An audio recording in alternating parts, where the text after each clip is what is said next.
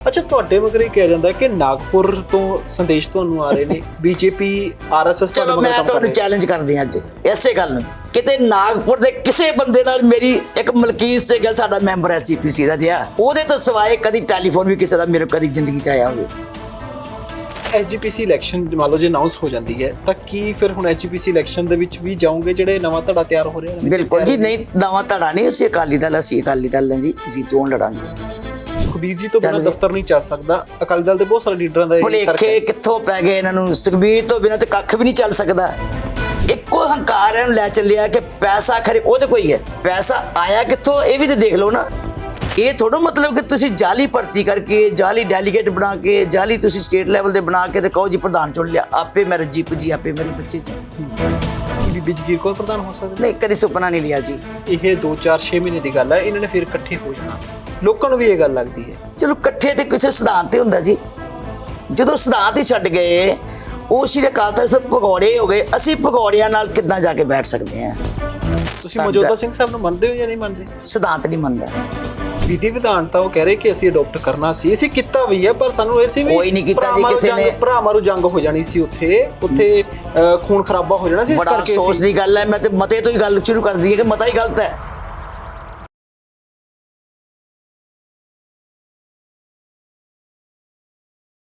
Prime Asia TV ਤੇ ਤੁਹਾਡਾ ਸਵਾਗਤ ਹੈ। ਮੈਂ ਹਾਂ ਆਨੰਦਪ੍ਰੀਤ ਸਿੰਘ।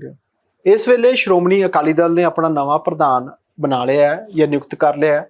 ਉਸ ਤੋਂ ਬਿਨਾ ਇਸ ਵੇਲੇ 5 ਮੈਂਬਰੀ ਜਿਹੜੀ ਕਮੇਟੀ ਹੈ ਉਹ ਕਹਿ ਰਹੀ ਹੈ ਸਾਡੀ ਭਰਤੀ ਲਗਾਤਾਰ ਜਾਰੀ ਹੈ, ਪਰ ਲਗਾਤਾਰ ਜਿਹੜਾ ਸ਼੍ਰੋਮਣੀ ਅਕਾਲੀ ਦਲ ਹੈ ਉਹ ਕਹਿ ਰਿਹਾ ਕਿ ਇਹਨਾਂ ਦੀ ਤਾਂ ਕੋਈ ਨਵੀਂ ਪਾਰਟੀ ਬਣ ਰਹੀ ਹੈ, ਇਹਨਾਂ ਦੀ ਕੋਈ ਸ਼੍ਰੋਮਣੀ ਅਕਾਲੀ ਦਲ ਕਿੱਥੋਂ ਹੋਏਗਾ? ਸ਼੍ਰੋਮਣੀ ਅਕਾਲੀ ਦਲ ਦੇ ਪ੍ਰਧਾਨ ਸੁਖਬੀਰ ਸਿੰਘ ਬਾਦਲ ਦੁਬਾਰਾ ਜਿਹੜੇ ਉਹ ਚੁਣ ਕੇ ਆਏ ਨੇ, ਡੈਲੀਗੇਟਸ ਨੇ ਉਹਨਾਂ ਨੂੰ ਚੁਣਿਆ ਹੈ।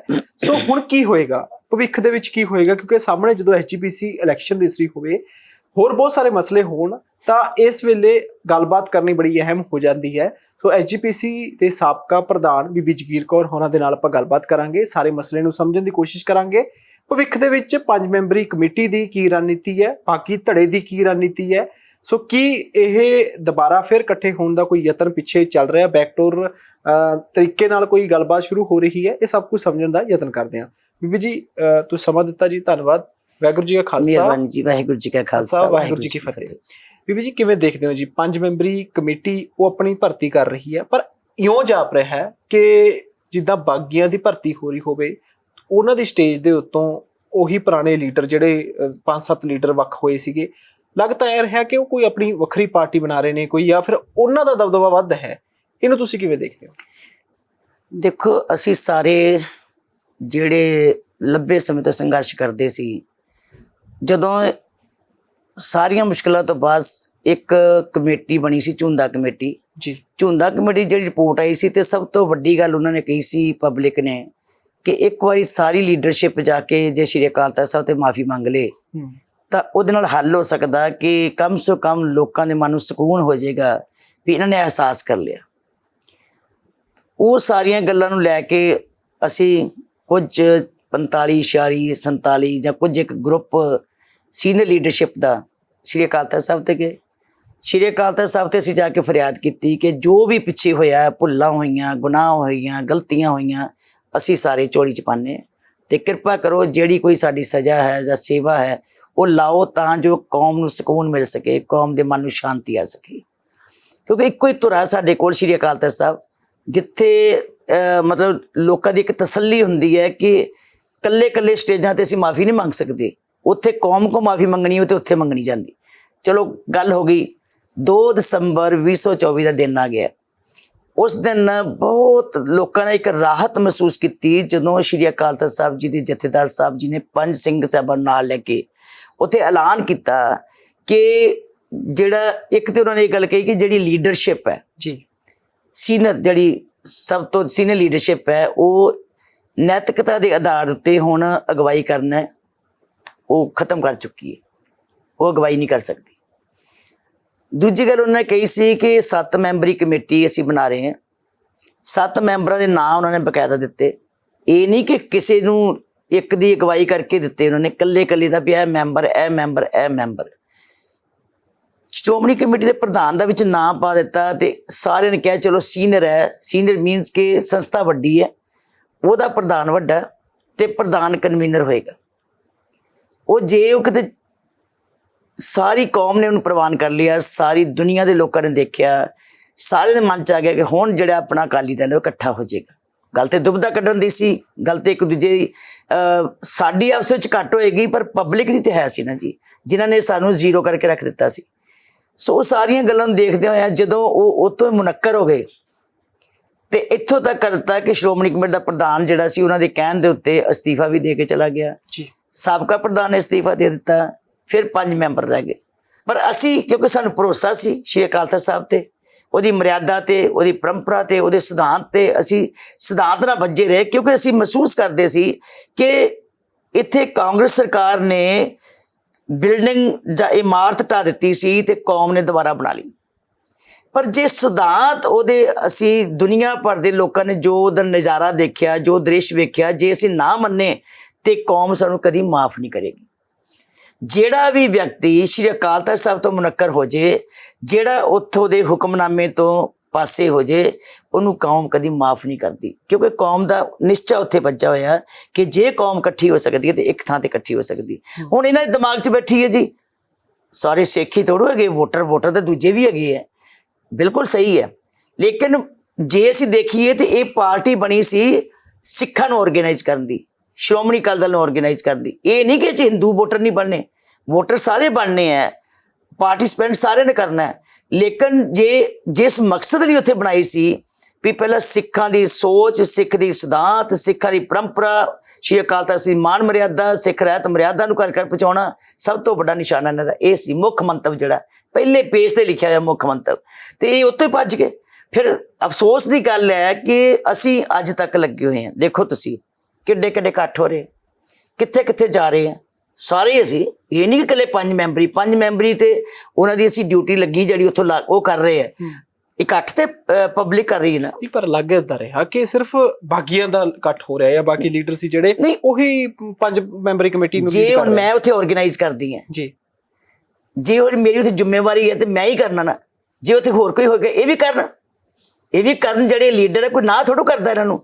ਜੇ ਜੈਸਾ ਤੋਤਾ ਸਿੰਘ ਜੀ ਦੇ ਲੜਕੇ ਨੇ ਕੀਤਾ, ਮੱਖਣ ਬਰਾੜ ਨੇ, ਕੋਈ ਨਾ ਕੀਤੀ ਕਿਸੇ ਨੇ, ਗਏ ਨਾ। ਜਿਹਨੇ ਵੀ ਝੁੰਦਾ ਸਾਹਿਬ ਉਹ ਕਿਹਨਾਂ ਦੇ ਸੀਗੇ, ਸਾਡੇ ਨਾਲ ਤੇ ਪਹਿਲਾਂ ਨਹੀਂ ਸੀਗੇ, ਇਹਨਾਂ ਨਾਲ ਹੀ ਸੀ ਨਾ। ਜੇ ਝੁੰਦਾ ਸਾਹਿਬ ਨੇ ਕਿਹਾ ਕਿ ਮੈਂ ਨਹੀਂ ਛੱਡਣੀ ਸ਼੍ਰੀ ਅਕਾਲ ਤਖਤ ਸਾਹਿਬ ਜੀ ਦੇ, ਮੈਂ ਦੂਰ ਨਹੀਂ ਹੋਣਾ, ਉਹ ਕਿਹਨਾਂ ਦੇ ਸੀ? ਉਹ ਇਕੱਠ ਕਰਦੇ ਹੈ ਤੇ ਉਹ ਬਾਗੀ ਤੇ ਨਹੀਂ ਸੀ ਪਹਿਲਾਂ ਜੀ, ਉਹ ਤੇ ਸ਼੍ਰੀ ਅਕਾਲ ਤਖਤ ਸਾਹਿਬ ਕਰਕੇ ਆਏ ਨਾ। ਇਸੇ ਤਰ੍ਹਾਂ ਮਨਪ੍ਰੀਤ ਆਲੀ ਸਾਡੇ ਨਾਲ ਇੱਕ ਮੀਟਿੰਗ ਉਹਨਾਂ ਕੀਤੀ ਸੀ, ਮੁੜ ਕੇ ਨਹੀਂ ਸੀ ਆਏ, ਉਹ ਵੀ ਸ਼੍ਰੀ ਅਕਾਲ ਤਖਤ ਸਾਹਿਬ। ਤੁਸੀਂ ਕਹਿ ਰਹੇ ਹੋ ਬਾਕੀਆਂ 'ਚ ਸ਼ਾਮਲ ਨਹੀਂ ਸੀ ਉਹ? ਮਤਲਬ ਕਹਿਣ ਤੋਂ ਭਾਵ ਕਿ ਸਾਡੇ ਨਾਲ ਰੋਜ਼ ਮੀਟਿੰਗਾਂ ਨਹੀਂ ਉਹਨਾਂ ਦੀਆਂ ਹੋਈਆਂ ਨਾ, ਉਹ ਸ਼੍ਰੀ ਅਕਾਲ ਤਖਤ ਸਾਹਿਬ ਤੇ ਗਏ ਸੀ।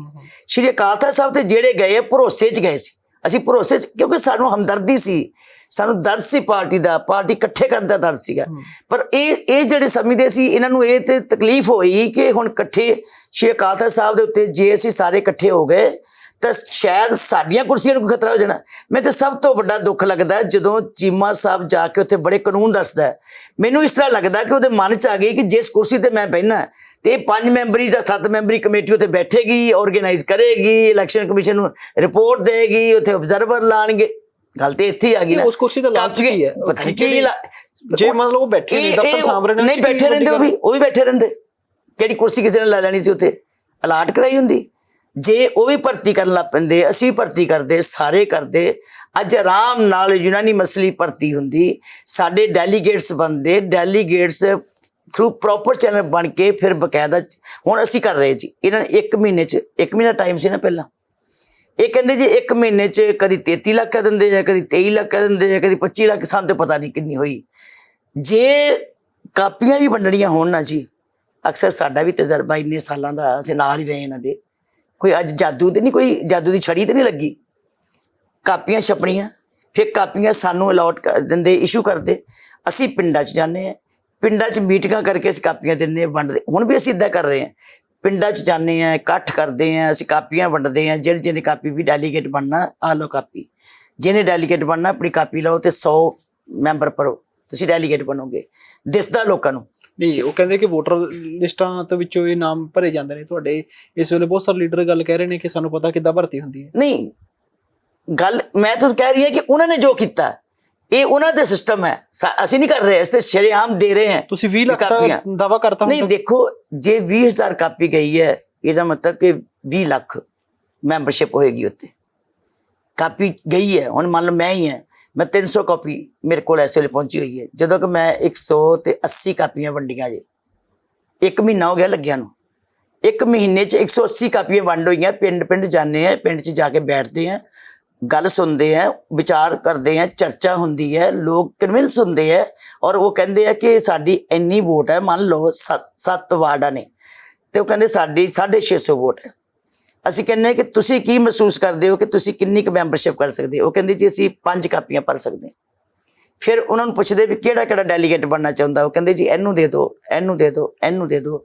ਜਿਹੜੇ ਜ਼ਿੰਮੇਵਾਰ ਬੰਦੇ ਆ ਜਾਂ ਜਿਹੜਾ ਸ਼ੌਕ ਨਾਲ ਲੈਂਦਾ ਕਾਪੀ ਜੀ ਲੈਂਦੇ, ਅਸੀਂ ਦਿੰਦੇ। ਬੀਬੀ ਜੀ ਹੁਣ ਇਹ ਜਿਹੜੀ ਇਹਨਾਂ ਦੀ ਭਰਤੀ ਹੈ, 1 ਮਹੀਨੇ 'ਚ ਨੰਬਰ 1 ਤੇ ਕਾਪੀਆਂ ਨਹੀਂ ਵੰਡੀਆਂ ਜਾ ਸਕਦੀਆਂ। ਨੰਬਰ 2, ਡੈਲੀਗੇਟਸ ਦੀ ਕਾਪੀ ਵਾਪਸ ਆ ਹੀ ਨਹੀਂ ਸਕਦੀ 1 ਮਹੀਨੇ ਦੇ ਵਿੱਚ ਭਰਤੀ ਦੀ। ਅਸੀਂ ਸਾਡਾ ਤਜਰਬਾ ਜੀ, ਇਹਨਾਂ ਨੇ ਕੀ ਕੀਤਾ, ਜ਼ਰੂਰ ਇਹਨਾਂ ਨੇ ਪਹਿਲਾਂ ਵੀ ਇੱਦਾਂ ਹੀ ਭਰਾਉਂਦੇ ਸੀ, ਤਾਂ ਹੀ ਤੇ ਅਸੀਂ ਮਾਰ ਖਾਧੀ ਹੈ। ਬੋਗਸ ਭਰਤੀ ਨਾਲ ਡੈਲੀਗੇਟਸ ਬਣ ਗਏ। ਫਿਰ ਇਹਨਾਂ ਨੇ ਮੈਨੂੰ ਬੋਗਸ ਭਰਤੀ ਹੁੰਦੀ ਰਹੀ ਹੈ ਪਿਛਲੇ ਸਮੇਂ ਦੌਰਾਨ। ਨਹੀਂ, ਅਸੀਂ ਜਿਹੜੇ ਕਰਨ ਵਾਲੇ ਸੀ ਸਹੀ ਵੀ ਕਰਦੇ ਸੀਗੇ, ਜਿਹੜੇ ਨਹੀਂ ਕਰਨ ਵਾਲੇ ਸੀ ਤਾਂ ਹੀ ਤਾਂ ਮਰੇ ਅਸੀਂ। ਜੇ ਅਸੀਂ ਬੋਗਸ ਕਰਦੇ ਰਹੇ ਹੋਵਾਂਗੇ ਤਾਂ ਹੀ ਨੁਕਸਾਨ ਪਾਇਆ ਨਾ, ਵੀ ਕਾਪੀਆਂ ਤੋਂ ਭਰ ਲਓ ਚੱਕ ਕੇ ਫਟਾਫਟ। ਪਰ ਫਿਰ ਵੀ 6 ਮਹੀਨੇ ਲੱਗ ਜਾਂਦੇ ਸੀਗੇ। ਸਵਾਲ ਇੱਥੇ ਹੀ ਖੜਾ ਹੋ ਰਿਹਾ, ਮੰਨ ਲਓ ਤੁਸੀਂ ਹੁਣ ਡੈਲੀਗੇਟ ਵੀ ਬਣਾਤੇ, ਤੁਸੀਂ ਭਰਤੀ, ਮੰਨ ਲਓ ਹੁਣ ਤੁਸੀਂ 20 ਦੀ ਬਜਾਏ ਤੁਸੀਂ 1 ਕਰੋੜ ਵੀ ਮੈਂਬਰ ਜੋੜ ਲਿਆ ਆਪਣੇ ਨਾਲ, ਉਸ ਤੋਂ ਬਾਅਦ ਤੁਸੀਂ ਕਰੋਗੇ ਕੀ? ਅਕਾਲੀ ਦਲ ਦੇ ਉਹਨਾਂ ਨੇ ਸ਼੍ਰੋਮਣੀ ਅਕਾਲੀ ਦਲ ਦਾ ਪ੍ਰਧਾਨ ਸੁਖਬੀਰ ਸਿੰਘ ਬਾਦਲ ਨੂੰ ਲਗਾ ਲਿਆ, ਉਹ ਪ੍ਰਧਾਨ ਬਣ ਕੇ। ਤੁਸੀਂ ਫਿਰ ਹੁਣ ਕੋਈ ਨਵਾਂ ਧਿਰ, ਕੋਈ ਨਵੀਂ ਜਥੇਬੰਦੀ, ਕੋਈ ਨਵੀਂ ਪਾਰਟੀ ਕੋਈ ਰਜਿਸਟਰ ਕਰਾਉਂਗੇ? ਅਸੀਂ ਜਿਹੜੀ ਭਰਤੀ ਸ਼ੁਰੂ ਕੀਤੀ ਹੈ ਨਾ ਜੀ, ਅਸੀਂ ਭਰਤੀ ਉਹ ਸ਼ੁਰੂ ਕੀਤੀ ਹੈ ਜਿਹੜੇ ਅਕਾਲੀ ਦਲ ਵਾਸਤੇ ਤਖਤਾਂ ਤੋਂ ਹੁਕਮਨਾਮਾ ਜਾਰੀ ਹੋਇਆ ਵੀ ਸ਼੍ਰੋਮਣੀ ਅਕਾਲੀ ਦਲ ਦੀ ਭਰਤੀ ਸ਼ੁਰੂ ਕਰੋ, ਉਹਦੇ ਡੈਲੀਗੇਟਸ ਬਣਾਓ, ਆਧਾਰ ਕਾਰਡ ਦਾ ਨੰਬਰ ਲਿਖੋ, ਟੈਲੀਫੋਨ ਨੰਬਰ ਲਿਖੋ, ਬਕਾਇਦਾ ਸਿਸਟਮ 'ਚ ਲਿਆਓ। ਉਹ ਡੈਲੀਗੇਟਸ ਫਿਰ ਸਰਕਲ ਦਾ ਪ੍ਰਧਾਨ ਚੁਣਨਗੇ, ਸਰਕਲ ਦੇ ਪ੍ਰਧਾਨ ਫਿਰ ਅੱਗੋਂ ਜ਼ਿਲ੍ਹੇ ਦੇ ਪ੍ਰਧਾਨ ਚੁਣਨਗੇ, ਫਿਰ ਅੱਗੋਂ ਸਟੇਟ ਲੈਵਲ ਦੇ ਬਣਨਗੇ। ਸ਼ਰੇਆਮ ਬਿਲਕੁਲ ਪਾਰਦਰਸ਼ੀ ਚੋਣ ਹੋਏਗੀ, ਬਹੁਮਤ ਦੇ ਨਾਲ ਪ੍ਰਧਾਨ ਚੁਣਿਆ ਜਾਏਗਾ। ਸਾਨੂੰ ਉੱਥੋਂ ਹੁਕਮ ਹੋਇਆ ਸੀ ਇਹ। ਨਹੀਂ ਮੰਨ ਲਓ ਤੁਸੀਂ ਸੁਣੋ ਨਾ, ਉੱਥੋਂ ਜੋ ਹੁਕਮ ਹੋਇਆ ਅਸੀਂ ਉਹ ਅਕਾਲੀ ਦਲ ਬਣਾ ਰਹੇ ਹਾਂ। ਇਹਨਾਂ ਨੇ ਜਿਹੜਾ ਕੀਤਾ, ਇਹਨਾਂ ਨੇ ਭਗੌੜਿਆਂ ਨੇ ਕਰ ਲਿਆ। ਨਹੀਂ ਮੰਨ ਲਓ ਕਿਉਂਕਿ ਇਹ ਅਕਾਲੀ ਦਲ ਤੋਂ ਭਗੌੜੇ, ਅਕਾਲੀ ਦਲ ਨਾ ਕਹੋ ਉਹਨਾਂ ਨੂੰ ਜੀ। ਤੁਸੀਂ ਕਹਿੰਦੇ ਅਕਾਲੀ ਦਲ ਦੀ ਭਰਤੀ ਹੋ ਗਈ, ਅਕਾਲੀ ਦਲ ਦਾ ਪ੍ਰਧਾਨ ਬਣਾ ਗਿਆ। ਅਕਾਲੀ ਦਲ ਦਾ ਪ੍ਰਧਾਨ ਕਿੱਥੋਂ ਬਣ ਗਿਆ? ਇਹ ਥੋੜਾ ਮਤਲਬ ਕਿ ਤੁਸੀਂ ਜਾਲੀ ਭਰਤੀ ਕਰਕੇ, ਜਾਲੀ ਡੈਲੀਗੇਟ ਬਣਾ ਕੇ, ਜਾਲੀ ਤੁਸੀਂ ਸਟੇਟ ਲੈਵਲ ਦੇ ਬਣਾ ਕੇ ਤੇ ਕਹੋ ਜੀ ਪ੍ਰਧਾਨ ਚੁਣ ਲਿਆ। ਆਪੇ ਮੈਂ ਰੱਜੀ ਪੁੱਜੀ, ਆਪੇ ਮੇਰੇ ਬੱਚੇ 'ਚ ਆਪੇ ਤੁਸੀਂ ਭਰਤੀ ਕਰ ਲਈ, ਆਪੇ ਤੁਸੀਂ ਸਟੇਟ ਬਣਾ ਲਿਆ, ਆਪੇ ਤੁਸੀਂ ਪ੍ਰਧਾਨ ਬਣਾ ਲਿਆ। 4 ਵਿਅਕਤੀ ਉੱਠ ਕੇ ਤੁਸੀਂ ਗਲਤ ਕੰਮ ਕਰਦੇ ਹੋ ਤੇ ਤੁਹਾਨੂੰ ਪਾਰਟੀ ਦੇ ਕਾਰਕੁਨ ਜਿਹੜੇ ਆ ਉਹਨਾਂ ਨੇ ਨਹੀਂ ਬਖਸ਼ਣਾ, ਲੋਕ ਨਹੀਂ ਬਖਸ਼ਦੇ। ਹੁਣ ਇਹ ਏਦਾਂ ਨਾ ਜੀ, ਇਹਨਾਂ ਤੇ ਕਹਿ ਲਿਆ ਅਕਾਲੀ ਦਲ ਦਾ ਪ੍ਰਧਾਨ ਬਣਾ ਲਿਆ ਤੇ ਫਿਰ ਰੌਲਾ ਪਾਉਣ ਦੀ ਕੀ ਲੋੜ ਹੈ? ਇਹਨਾਂ ਨੂੰ ਲੱਗੇ ਰਹਿਣ, ਤੁਰੇ ਰਹਿਣ ਲੋਕਾਂ 'ਚ, ਲੋਕੀ ਪ੍ਰਵਾਨ ਕਰਨਗੇ ਨਾ। ਆ ਗਈ ਲੁਧਿਆਣੇ ਦੀ ਚੋਣ, ਲੁਧਿਆਣੇ ਦੀ ਚੋਣ ਕਹਿੰਦੇ ਸੀ ਲੜਨੀ ਹੈ, ਅਗਰ 4 ਛੱਡਤੀਆਂ ਸੀ। ਕਾਰਪੋਰੇਸ਼ਨਾਂ ਵੀ ਬੁਰੀ ਤਰ੍ਹਾਂ ਫੇਲ ਹੋਏ, 4 ਉਹ ਵੀ ਛੱਡੀਆਂ, ਹਰ ਦੇ ਵਿੱਚ ਜ਼ਮਾਨਤਾਂ ਜ਼ਬਤ ਹੋਈਆਂ। ਤਾਂ ਅਸੀਂ ਮੰਨਾਂਗੇ ਕਿ ਲੋਕਾਂ ਦਾ ਪ੍ਰਧਾਨ ਬਣਿਆ ਹੈ, ਅਕਾਲੀ ਦਲ ਦਾ ਪ੍ਰਧਾਨ ਬਣਿਆ। ਤਾਂ ਕਵਾਂਗੇ ਜੇ ਅੱਜ ਸ਼੍ਰੋਮਣੀ ਅਕਾਲੀ ਦਲ ਜਦੋਂ ਇਹ ਸ਼੍ਰੋਮਣੀ ਅਕਾਲੀ ਦਲ ਵੱਲੋਂ ਉੱਥੇ ਕੈਂਡੀਡੇਟ ਖਿਲਾ ਰਿਹਾ ਤੇ ਉਮੜ ਕੇ ਲੋਕੀ ਆ ਜਾਣ, ਉਮੜ ਕੇ ਲੋਕੀ ਆਉਣ ਜਿੱਦਾਂ ਆ ਰਹੇ ਆ। ਅਸੀਂ ਜਾਣਦੇ ਪਿੰਡਾਂ 'ਚ ਲੋਕ ਇਕੱਠੇ ਹੁੰਦੇ ਆ। ਇਹਦਾ ਮਤਲਬ ਲੋਕ ਕਹਿੰਦੇ ਆ ਕਿ ਅਕਾਲੀ ਦਲ ਉਹੀ ਹੋਏਗਾ ਜਿਹੜਾ ਇੱਥੋਂ ਬਣ ਰਿਹਾ। ਨਹੀਂ ਫਿਰ ਉਹ ਕੀ ਕੋਈ ਨਵੀਂ ਧਿਰ, ਕੋਈ ਨਵੀਂ ਜਥੇਬੰਦੀ, ਕੋਈ ਨਵੀਂ ਪਾਰਟੀ? ਅਕਾਲੀ ਦਲ ਹੀ ਹੋਏਗਾ ਜੀ। ਨਹੀਂ ਅਕਾਲੀ ਦਲ ਵੱਖਰਾ ਰਜਿਸਟਰ ਹੋਏਗਾ ਕੋਈ? ਦੇਖੋ ਉਹ ਬਾਅਦ ਦੀ ਗੱਲ ਹੈ, ਕੀ ਬਣਦਾ ਕੀ ਨਹੀਂ ਬਣਦਾ। ਪਹਿਲੇ ਤਾਂ ਅਕਾਲੀ ਦਲ ਅਸੀਂ ਆਰਗੇਨਾਈਜ਼ ਕਰਕੇ ਸਿਸਟਮ ਬਣਾ ਕੇ ਫਿਰ ਅੱਗੇ ਚੱਲਾਂਗੇ। ਨਹੀਂ ਉਹਦਾ ਪ੍ਰਧਾਨ ਕੌਣ ਹੋਏਗਾ? ਨਹੀਂ ਮੈਂ ਕਿਉਂ ਕਹਾਂ ਪ੍ਰਧਾਨ ਕੌਣ ਹੋਏਗਾ ਜੀ? ਉਹਦੇ ਡੈਲੀਗੇਟਸ ਬਣਨਗੇ, ਬਹੁਮਤ ਜਿਹਨੂੰ ਚੁਣੇਗਾ ਚੁਣ ਲੇਗਾ। ਕੀ ਬੀਬੀ ਜਗੀਰ ਕੌਰ ਪ੍ਰਧਾਨ ਹੋ ਸਕਦੇ? ਨਹੀਂ, ਕਦੀ ਸੁਪਨਾ ਨਹੀਂ ਲਿਆ ਜੀ। ਦੇਖੋ ਗੱਲ ਇਹ ਹੈ, ਪਰਮਾਤਮਾ ਨੇ ਸਾਡੇ ਲਈ ਕੀ ਲਿਖਿਆ ਹੋਇਆ ਇਹ ਮੈਂ ਕਹਿ ਨਹੀਂ ਸਕਦੀ। ਉਹਦੀ ਰਜ਼ਾ ਵਿੱਚ ਕੀ ਹੈ, ਕਿਹਨੂੰ ਉਹਨੇ ਬਖਸ਼ਿਸ਼ ਕਰਨੀ ਹੈ, ਕਿਹਨੂੰ ਉਹਨੇ ਜ਼ਿੰਮੇਵਾਰ ਦੇਣੀ ਹੈ, ਉਹ ਕਿਸੇ ਦੇ ਬਾਰੇ ਨਹੀਂ ਕੁਝ ਕਹਿ ਸਕਦਾ। ਮੈਂ ਪ੍ਰਧਾਨ SGPC ਤੇ ਕਈ ਸੋਚਿਆ ਨਹੀਂ ਸੀ ਤੇ ਇੱਥੋਂ ਘਰੋਂ ਬੁਲਾ ਕੇ ਤੇ ਮੈਨੂੰ ਪ੍ਰਧਾਨ ਬਣਾਤਾ ਸੀ। ਕੋਈ ਕਿਸੇ ਦੇ ਬਾਰੇ ਨਹੀਂ ਪਤਾ, ਪਰ ਸਾਹਿਬ ਹੱਥ ਵਡਾਈਆਂ ਜਿਸ ਭਾਵੇਂ ਤਿਸ ਦੀ। ਜਿਹਨੂੰ ਸੇਵਾ ਦੇਏਗਾ, ਜਿਹਦੇ ਮੱਥੇ ਦੇ ਉੱਤੇ ਸੇਵਾ ਲਾਏਗਾ ਪ੍ਰਮਾਤਮਾ, ਜਿਹਦੇ ਭਾਗਾਂ 'ਚ ਲਿਖੀ ਹੋਏਗੀ, ਅਸੀਂ ਪੂਰਨ ਤੌਰ ਤੇ ਸਾਰੇ ਰਲ ਕੇ ਤੁਰਾਂਗੇ। ਔਰ ਸਾਡਾ ਸੁਪਨਾ ਕੇਵਲ ਤੇ ਕੇਵਲ ਇਹ ਹੈ ਸ਼੍ਰੋਮਣੀ ਅਕਾਲੀ ਦਲ ਮਜ਼ਬੂਤ ਕਰਨਾ, ਸ਼੍ਰੋਮਣੀ ਅਕਾਲੀ ਦਲ ਤਕੜਾ ਕਰਨਾ। ਔਰ ਸਾਡਾ ਇਹ ਵੀ ਨਹੀਂ ਮਿਸ਼ਨ ਕਿ ਅਸੀਂ ਖਰੇ ਇਕੱਲੀ ਸਰਕਾਰ ਹੀ ਬਣਾਉਣੀ ਹੈ।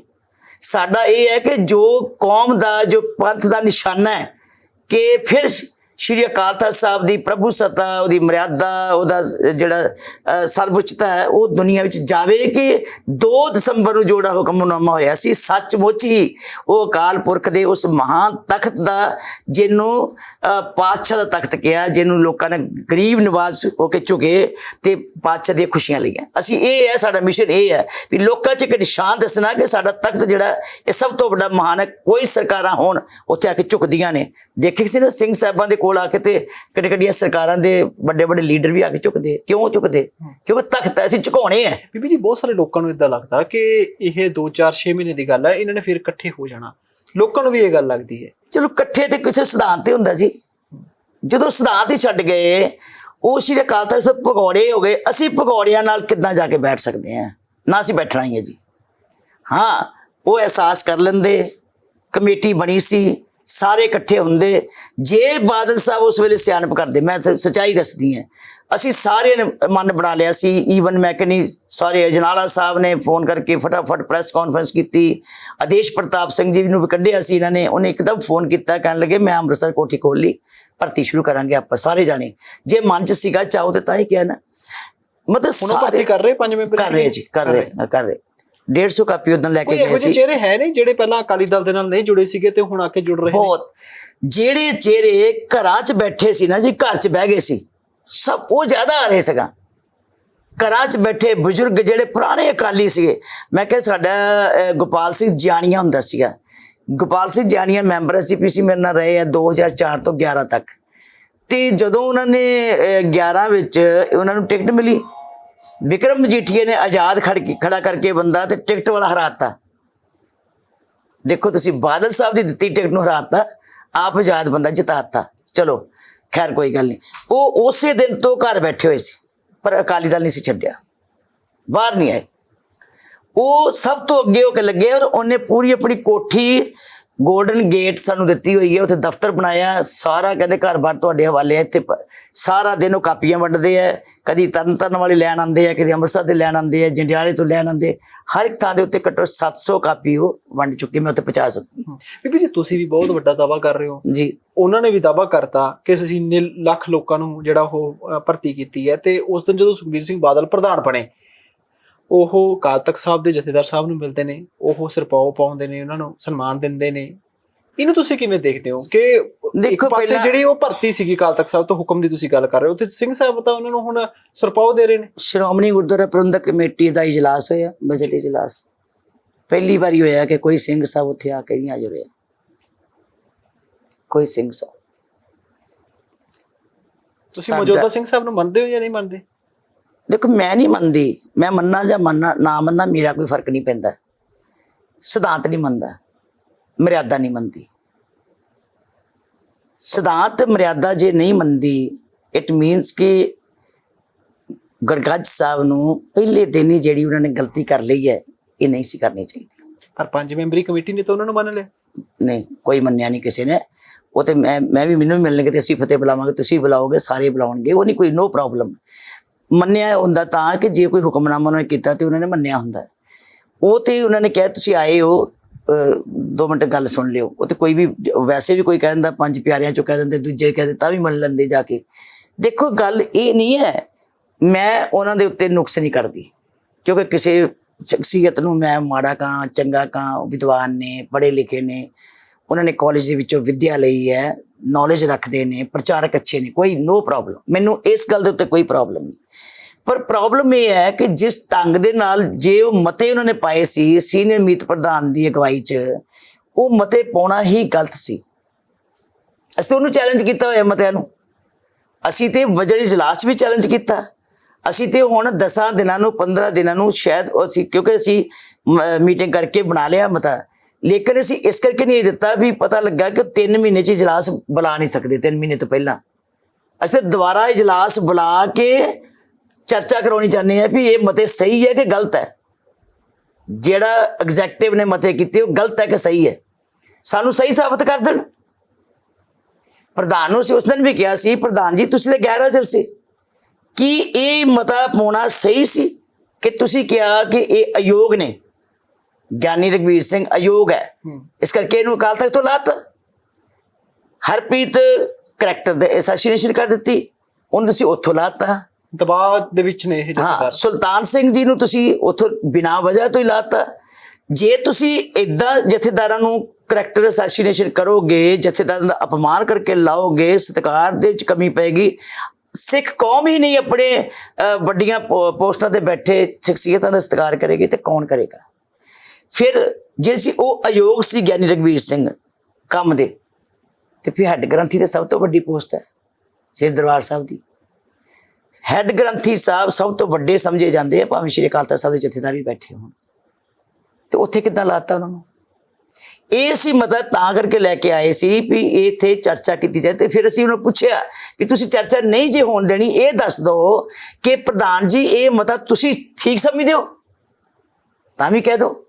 ਨਾ ਉਹ ਬੋਲਦੇ ਆ, ਨਾ ਕੋਈ ਗੱਲ ਕਰਦੇ ਆ, ਨਾ ਇੱਥੇ ਕੋਈ ਚਰਚਾ ਕਰਦੇ ਆ। ਫਿਰ ਉਹਨਾਂ ਨੂੰ ਫਿਕਰ ਕੱਲਾ ਹਰਨਾਮ ਸਿੰਘ ਧੁੰਮੇ ਦਾ, ਸਾਡਾ ਕੋਈ ਨਹੀਂ, ਸ਼੍ਰੋਮਣੀ ਕਮੇਟੀ ਦੇ ਸਿਧਾਂਤ ਦਾ ਕੋਈ ਨਹੀਂ, ਸ਼੍ਰੋਮਣੀ ਗੁਰਦੁਆਰਾ ਪ੍ਰਬੰਧਕ ਕਮੇਟੀ ਦੇ ਨਿਯਮਾਂ ਦਾ ਕੋਈ ਨਹੀਂ। ਇੱਕੋ ਹੀ ਹੈ ਵੀ ਹਰਨਾਮ ਸਿੰਘ ਧੁੰਮਾ ਉੱਥੇ ਬੈਠ ਗਏ ਸੀ ਆ ਕੇ, ਤੇ ਮੈਂ ਉਹਨਾਂ ਨਾਲ ਵਾਅਦਾ ਕਰਿਆ ਆ ਵੀ ਜਿਹੜਾ ਜਥੇਦਾਰ ਹੈ ਤੇਰੇ ਕਹਿਣ ਤੇ ਜਿਹੜਾ ਹੋਊਗਾ ਉਹ ਲਾ ਦਾਂਗੇ। ਚੁੱਪ ਕਿਉਂ ਹੈ ਇਸ ਵੇਲੇ? ਉਹਦੀ ਚੁੱਪ ਦਾ ਰਾਜ ਤੇ ਪਿੱਛੋਂ ਕਿਉਂ ਹੈ? ਵੀ 25 ਤਰੀਕ ਨੂੰ ਉਹਨਾਂ ਨੇ ਫੇਰ ਕਿਹਾ ਸੀ ਉੱਥੇ ਆਵਾਂਗੇ। ਉਹ ਹੁਣ ਇਹ ਮਨਾ ਰਹੇ ਕਿਸੇ ਤਰੀਕੇ ਦੇ ਨਾਲ ਕਿ ਭਾਵੇਂ 5-7 ਦਿਨ ਵਾਸਤੇ ਦੁਬਾਰਾ ਅਸੀਂ ਲਾ ਦਈਏ, ਇੱਕ ਵਾਰੀ ਉਹਦੀ ਰਹਿ ਜੇ ਕਿ ਮੈਂ ਉਹਨਾਂ ਨਾਲ ਵਾਅਦਾ ਕੀਤਾ ਹੋਇਆ।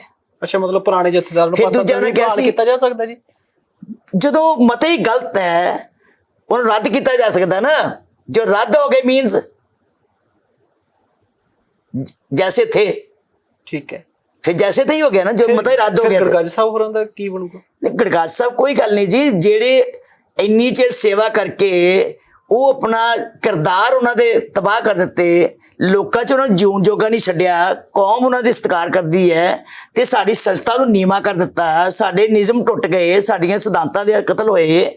ਦੱਸੋ ਗੜਗੜ ਸਾਹਿਬ ਦਾ ਫਿਕਰ ਕਰਨਾ ਕਿ ਸਿਧਾਂਤਾਂ ਦਾ ਕਰਨਾ? ਪਹਿਲਾਂ ਗੜਗੜ ਸਾਹਿਬ ਨੂੰ ਲਾਉਣਾ ਹੋਵੇ ਕਿਸੇ ਵਿਧੀ ਵਿਧਾਨ ਨਾਲ ਲਾ ਦਿਓ, ਫਿਰ ਦੁਬਾਰਾ ਸੇਵਾ ਦੇ ਦਿਓ। ਵਿਅਕਤੀ ਦੀ ਤੁਸੀਂ ਚਿੰਤਾ ਕਿਉਂ ਕਰਦੇ ਹੋ? ਪਹਿਲਾਂ ਸੰਸਥਾ ਦੀ ਕਰੋ। ਨਹੀਂ, ਵਿਧੀ ਵਿਧਾਨ ਤਾਂ ਉਹ ਕਹਿ ਰਹੇ ਕਿ ਅਸੀਂ ਅਡਾਪਟ ਕਰਨਾ ਸੀ, ਅਸੀਂ ਕੀਤਾ ਵੀ ਹੈ, ਪਰ ਸਾਨੂੰ ਇਹ ਸੀ ਵੀ ਕੋਈ ਨਹੀਂ ਕੀਤਾ ਜੀ ਕਿਸੇ ਨੇ। ਭਰਾ ਮਾਰੂ ਜੰਗ ਹੋ ਜਾਣੀ ਸੀ ਉੱਥੇ ਖੂਨ ਖਰਾਬਾ ਹੋ ਜਾਣਾ ਸੀ, ਇਸ ਬੜਾ ਕਰਕੇ ਅਫਸੋਸ ਦੀ ਗੱਲ ਹੈ। ਮੈਂ ਤੇ ਮਤੇ ਤੋਂ ਹੀ ਗੱਲ ਸ਼ੁਰੂ ਕਰ ਦਈਏ ਕਿ ਮਤਾ ਹੀ ਗਲਤ ਹੈ। ਭਰਾ ਮਾਰੂ ਜੰਗ ਕਿਉਂ ਹੁੰਦਾ? ਜੇ ਸੰਸਥਾ ਸ਼੍ਰੋਮਣੀ ਕਮੇਟੀ ਵੀ ਇੰਨੀ ਡਰਪੋਕ ਹੋ ਜੇ ਕਿ ਸ਼੍ਰੋਮਣੀ ਗੁਰਦੁਆਰਾ ਪ੍ਰਬੰਧਕ ਕਮੇਟੀ ਦੇ ਅਦਾਰਿਆਂ ਵਿੱਚ ਆ ਕੇ ਕੋਈ ਖੂਨ ਖਰਾਬਾ ਕਰ ਜੇ, ਫਿਰ ਤੇ ਅਸੀਂ ਕੁਝ ਵੀ ਨਾ ਰਹਿ ਗਏ। ਫਿਰ ਅਸੀਂ ਕਿੱਥੇ ਸਟੈਂਡ ਕਰਦੇ ਹਾਂ? ਜਿੱਦਾਂ ਉਹ ਨਿਹੰਗ ਸਿੰਘ ਜਥੇਬੰਦੀਆਂ ਨੇ ਕੋਲ ਕੁਛ ਨਹੀਂ ਨਿਹੰਗ ਹੁੰਦੇ ਜੀ। ਇਸ ਤਰ੍ਹਾਂ ਜੀ ਨਿਹੰਗ ਐਡਾ ਤੁਸੀਂ ਪਾਗਲ ਸਮਝਦੇ ਲੋਕਾਂ ਨੂੰ ਵੀ ਉੱਥੇ ਤਖਤ ਤੇ ਆ ਕੇ ਤੇ ਉੱਥੇ ਅਪਮਾਨ ਕਰਨਗੇ? ਨਿਹੰਗ ਸਿੰਘ ਬਾਬਾ ਬਲਵੀਰ ਸਿੰਘ ਸੀ ਨਾ ਜੀ। ਬਾਬਾ ਬਲਵੀਰ ਸਿੰਘ ਉੱਥੇ ਕਰ ਹੀ ਨਹੀਂ ਸੀ ਸਕਦੇ ਜੀ, ਜੋ ਮਰਜ਼ੀ ਹੋ ਜੇ। ਉਹਨਾਂ ਤਖਤ ਤੇ ਨਹੀਂ ਸੀ ਆ ਕੇ ਕੁਝ ਵੀ ਕਰਨਾ। ਸਵਾਲ ਨਹੀਂ ਪੈਦਾ ਹੁੰਦਾ। ਸਾਡੇ ਹੁੰਦੇ ਅਸੀਂ ਇਹਨਾਂ ਨੂੰ ਜਿਹੜਾ ਉਹ ਨਹੀਂ, ਉਹਨਾਂ ਕਹਿੰਦੇ ਮਹੱਲੇ ਦੀ ਅਸੀਂ ਅਗਵਾਈ ਨਹੀਂ ਕਰਨ ਦੇਣੀ। ਹਾਂਜੀ, ਮਹੱਲੇ ਦੀ ਫੇਰ ਵੀ ਨਹੀਂ ਕੀਤੀ ਉਹਨਾਂ ਨੇ।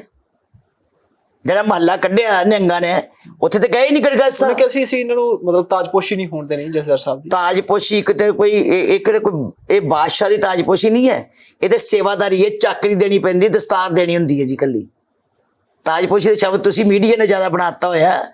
ਵੈਸੇ ਤੇ ਇਹ ਦੇਖਿਆ ਜਾਵੇ ਇਹ ਚਾਕਰੀ ਹੈ, ਗੁਰੂ ਘਰ ਦੇ ਗੋਲੇ ਬਣ ਕੇ ਅਸੀਂ ਕੰਮ ਕਰਦੇ ਹਾਂ, ਸੇਵਾਦਾਰ ਬਣ ਕੇ ਕੰਮ ਕਰਦੇ ਹਾਂ। ਉੱਥੇ ਦਸਤਾਰ ਦਿੱਤੀ ਜਾਂਦੀ ਜ਼ਿੰਮੇਵਾਰੀ ਦੀ। ਅੱਛਾ, ਤੁਹਾਡੇ ਮਗਰ ਇਹ ਕਿਹਾ ਜਾਂਦਾ ਹੈ ਕਿ ਨਾਗਪੁਰ ਤੋਂ ਸੰਦੇਸ਼ ਤੁਹਾਨੂੰ ਆ ਰਹੇ ਨੇ, ਬੀਜੇਪੀ ਆਰਐਸਐਸ ਚਲੋ ਮੈਂ ਤੁਹਾਨੂੰ ਚੈਲੰਜ ਕਰਦੇ ਹਾਂ ਅੱਜ ਐਸੇ ਗੱਲ ਨੂੰ। ਕਿਤੇ ਨਾਗਪੁਰ ਦੇ ਕਿਸੇ ਬੰਦੇ ਨਾਲ ਮੇਰੀ ਇੱਕ ਮਲਕੀਤ ਸਿੰਘ ਸਾਡਾ ਮੈਂਬਰ ਐਸਜੀਪੀਸੀ ਦਾ ਰਿਹਾ, ਉਹਦੇ ਤੋਂ ਸਿਵਾਏ ਕਦੀ ਟੈਲੀਫੋਨ ਵੀ ਕਿਸੇ ਦਾ ਮੇਰੇ ਕਦੀ ਜ਼ਿੰਦਗੀ 'ਚ ਆਇਆ ਹੋਵੇ ਜਾਂ ਮੈਂ ਕਿਸੇ ਨੂੰ ਕੀਤਾ ਹੋਵੇ?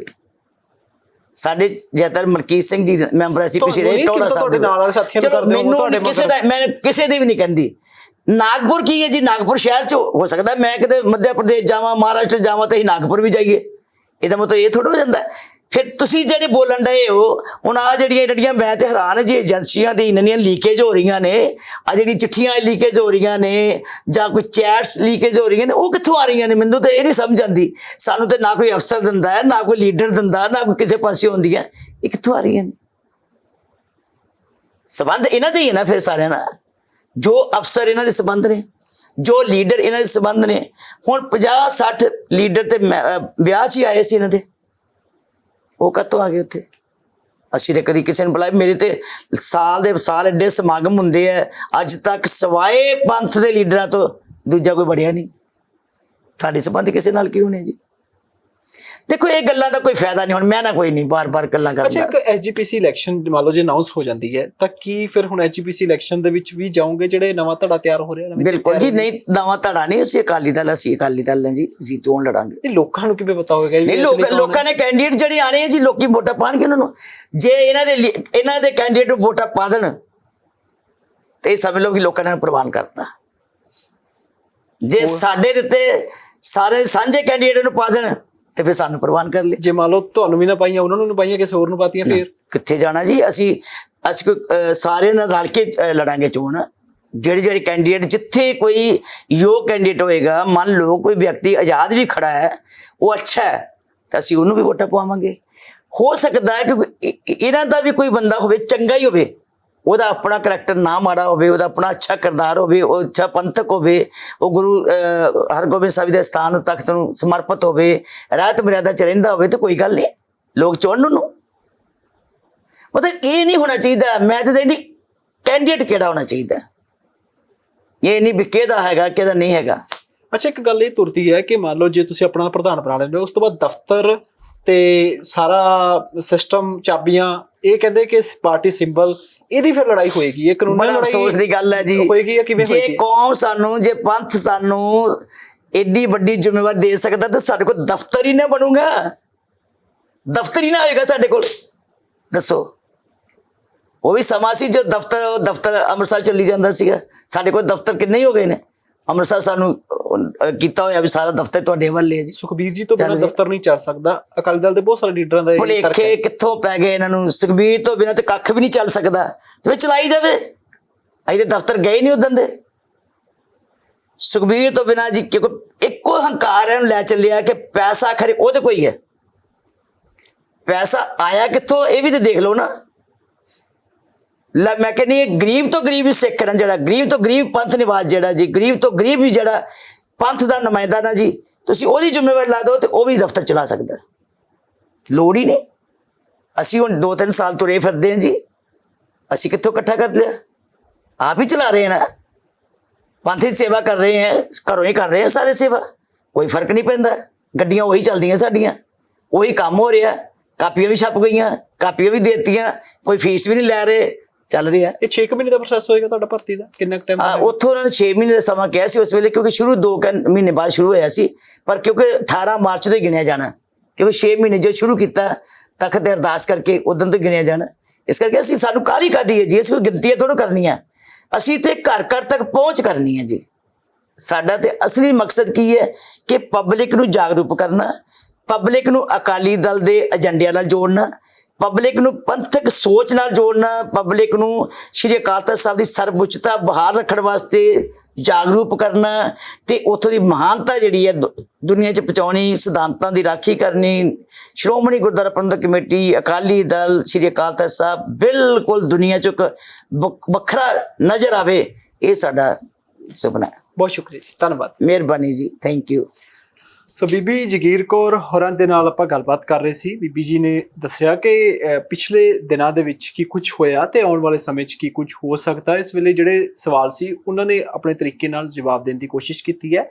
ਇੱਕ ਗੱਲ ਜਿਹੜੀ ਬੜੀ ਅਹਿਮ ਉਹਨਾਂ ਨੇ ਕੀਤੀ ਹੈ ਕਿ ਹੋ ਸਕਦਾ ਕਿ ਕੁਝ ਦਿਨਾਂ ਦੇ ਲਈ ਪੁਰਾਣੇ ਜਥੇਦਾਰਾਂ ਨੂੰ ਮੁੜ ਬਹਾਲ ਕੀਤਾ ਜਾਵੇ ਤੇ ਉਸ ਤੋਂ ਬਾਅਦ ਜਿਹੜੇ ਆ ਕੋਈ ਸਿੰਘ ਸਾਹਿਬਾਨ ਪੱਕੇ ਤੌਰ ਦੇ ਉੱਤੇ ਜਾਂ ਕੋਈ ਸਹਿਮਤੀ ਦੇ ਨਾਲ ਬਣਾ ਲਏ ਜਾਣ। ਇਹ ਕੁਝ ਵੀ ਪਿਛਲੇ ਦਿਨਾਂ 'ਚ ਚੱਲ ਰਿਹਾ ਹੈ।